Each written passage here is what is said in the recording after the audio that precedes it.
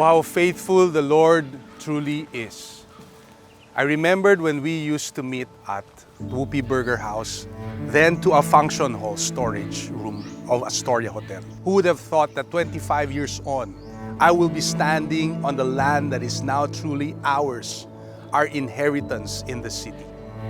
Located in the University Belt of Zamboanga, the ideal place to reach the next generation leaders. I am excited to announce that soon we will be breaking ground for the construction of our very own Victory Zamboanga building. We gave because it's God's command to do it. Ever since we were kids, we already learned to give by offering. As a church, our parents always gave us some amount to give during offering. We consider the Lord as the owner of everything that we consider ours, diba? Even our own lives, our wealth, everything. So partnering in this project is also His challenge for us. His blessings are overflowing, no? Materially, physically, spiritually, and even financially. I can't imagine not obeying Him by giving my best for Him. So owning our own lot is like having our own home where we can stay and be comfortable in. And also having a future home for the next generation that will be discipled and reached from the nearby campuses.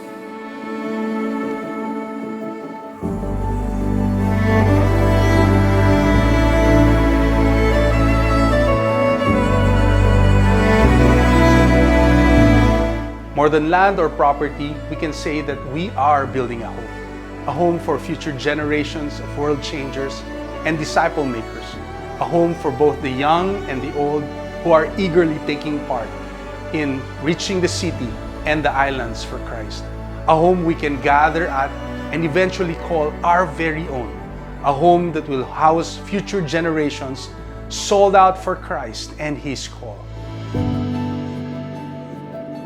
If you look at the lot now, it may be hard to imagine what this will look like with the building on it. But picture this with me. Your sons, daughters, grandchildren, and even great-grandchildren worshiping Jesus with you. You know, we gave because we consider it an honor and a privilege to be able to partner in building something that will not only outlast us, but a building that can be used to reach the next generation. As a couple, we already used to partnering with other people in our business and careers, but we know that ultimate partnership we can have while on earth is to partner with God, spreading His word and growing His kingdom. The purpose of having our own land is that as a church, we can have stability and peace of mind, that we own the property. But more than that, it's leaving a legacy for the next generation. In the same way, our kids were discipled early in Kids Church. We pray that more kids and young people will be reached and discipled in our own very own facility. The pandemic might have relocated us from Astoria back to the center. What was supposed to be a smaller venue actually caused the church to expand both to the east and to the west side of the city. It was really a big step when we purchased this land at the end of the pandemic, but it was the Lord's will that even during this season of lack, He provided plenty.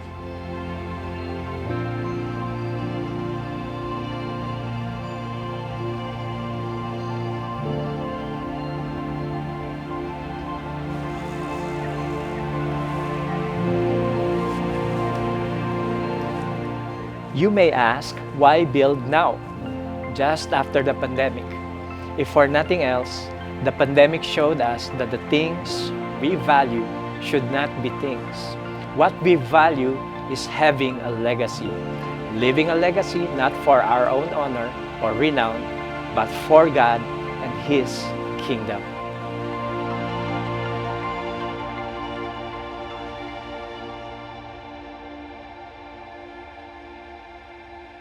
So we believe it's time to build. Let us build a legacy that will outlive us.